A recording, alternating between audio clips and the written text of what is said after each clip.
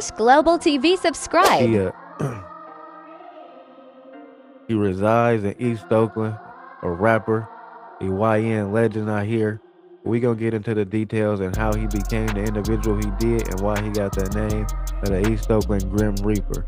Let's get into it. I'm interested in how this gonna go with me being from East Oakland, but he for sure way younger than me. So let's get into it. I know he active. I done heard about him. Drop them globes in the chat. Bang that. Another episode of Warren Cali. In this episode, I will detail Oakland's deadliest rapper. ChaiBenjii has been the focus of many blogs and platforms, but in this episode, I'm going to take a deep dive into his life. Chai was born Makai Adams on November 5th, 2004, and will grow up in Oakland, California. He grew up with both of his parents and had multiple siblings. When many think of Oakland, you might think of the early culture of the Black Panthers, the music scene, with rappers like MC Hammer, Too Short, Keep the Sneak, and a long list of others, along with side shows and the hyphy movement playing a major role in the culture of Oakland. Being born in 2004, Chai would miss all of that, and he would grow up in a completely different era of Oakland. Like most kids, he grew up playing sports, but he always dabbled in the streets, with the street life always being around him, was simply just going outside in his neighborhood. He started off small, with things like stealing bikes, petty theft, and causing trouble in school. This led to him moving around from different homes to even different schools, and at a time moving to states like Alabama. With his infatuation to the streets at an early age, he would recall himself jumping off the porch as early as just 9. Living in places like Oakland, many youths grow up fast. Growing up in dangerous environments, kids develop emotional intelligence, independence, leadership, and resilience far beyond their years. The tragedy isn't who they become, it's what they have to face to become it. Being tough, sharp, and respected is often a survival skill. I don't know where we're in Cali from, but I can honestly say his perspective and narrative is pretty on point. It's not really something you got to walk into. You got to go look out and find. As soon as you walk out your door, you got to embrace it. It is what it is if you want to survive in this city that we call the town. It is what it is. Vulnerability can feel unsafe, so kids armor up early. In wealthier areas, mistakes are cushioned. In places with fewer resources, the same mistakes can mean serious consequences. Kids learn fast, and there's a little margin for error in the hood. Oakland has always had one of the highest overall crime rates of any large California city. In the early 2010s, for example, in 2012, the total crime rate was around 8,000 crimes per 100,000 residents, much higher than the state national average, being around 3,000 per 100,000. Robbery rates, especially in the early 2010s, were extremely high nationally, which Oakland was sometimes characterized as having amongst the highest robbery rates in the U.S. for its size. Oakland homicide rate was frequently 3 to 6 times higher than the U.S. national average. Overall, violent and property crimes will remain consistently elevated throughout the decade. Although there were some reductions over time, crime levels in Oakland in 2010s did not fall to low levels seen in many other cities.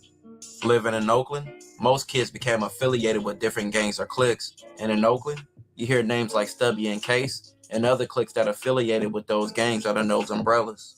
Kaya's affiliation would go to Case, which Case members are known to affiliate with the number 4. And the life he was embarking on led to him being a part of robberies, shootings, and eventually several jail bids. At just 14, he was involved in a shooting that had him in jail for over a year fighting the case. While he was behind bars, he got bored, and he decided to start rapping. While being in jail, several of his homies would start to rap too. People like Serty and Roddy began putting his names in songs and had him lit before he ever picked up the mic. Chai was being placed in different placement centers during his incarceration, similar to a group homes, but with the death of one of his close friends, it led to him fleeing and going on the run, and he jumped right back into the streets. After fleeing, Chai didn't just stick to the streets, he started rapping, and his music started immediately taking off, with one of his first songs dropping in 2020 called No Cap. But Chai music depicted his street life being full of violence, for speaking on murders, distant enemies, and deceased rivals, and the overall reality of the street life and gang wars in Oakland. Y'all bump. Y'all talk about shit. All right, hold on. Wait, hold on. So red. On some real gangster shit. I'm speaking for myself. You gonna say I'm not one of them.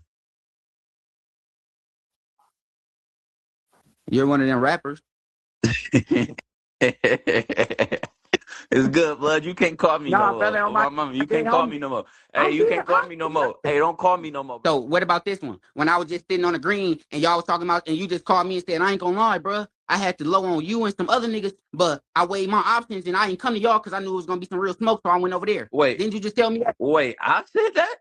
On my baby, you said the night of them niggas. I weighed my options. That don't even, I don't even use words like that, nigga. I'm not that smart. What these young niggas say on babies, y'all talking to y'all ops and having phone conversations with them is wild.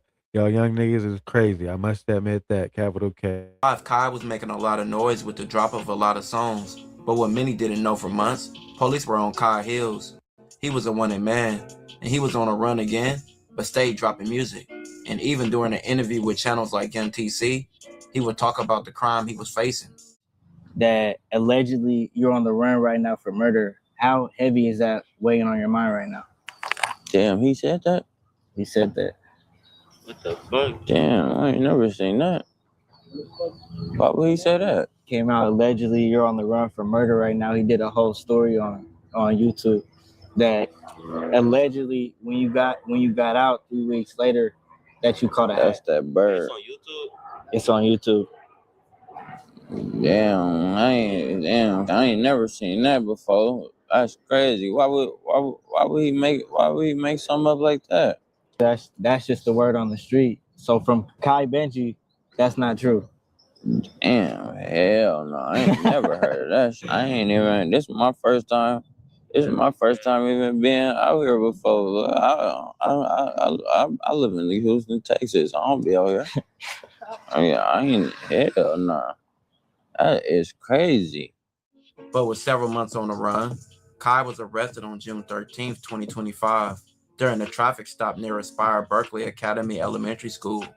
Police ran his name and realized he was wanted for alleged murder, but they also found a gun in the car, according to court records. Kai was arrested and held without bail. He also picked up another felony gun charge, on top of similar charges for allegedly possession of guns. Hopefully that ain't the end of ChaiBenjii. He get out, understand what he is to the people, start rapping again, hit a hit single, and do his 1-2, get out the streets, move out the way, and leave the number and letters game alone. If you know, you know. Let me know how y'all feel about him. Y'all be rocking with him, doing it up. Spam it up in the comments.